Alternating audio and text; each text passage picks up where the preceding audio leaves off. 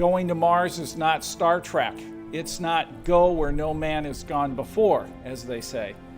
It's really all about letting our planetary scientists be the pioneers, be the group that scouts the future and looks at resources that we can use on the planet.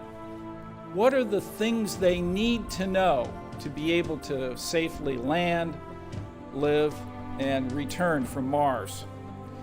The scientific knowledge, the technologies that we need that can make human exploration of Mars happen are within our grasp. In our lifetime, we actually can see humans land and work on Mars. A major step in this direction of planning has been the definition of what we call human exploration zones. This is a region we will land, we will live, we will use resources in many different ways, and we want to go to a variety of scientifically exciting locations. Do it in ways that humans, and only humans, can do.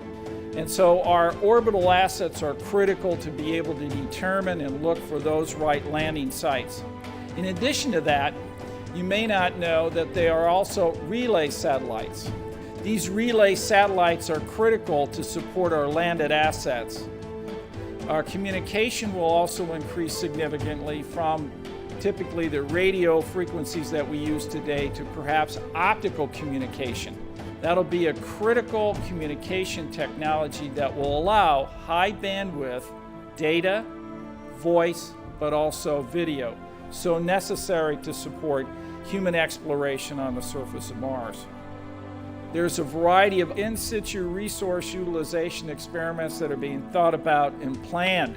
These are important to understand the area of our landing sites. Power systems and energy systems will be deployed that are very new and unique. Supply of oxygen and carbon in the atmosphere is how we can extract oxygen in the quantities, but also sufficient water. We now know there are regions on Mars for which there may be an abundant source of water. So these observations that we are making are revolutionizing our concepts of how we're going to use the resources to live and work on Mars. So, why are we going to Mars? Well, because as scientists, it's really a step in terms of finding life beyond Earth. You know, exploration is really in our genes.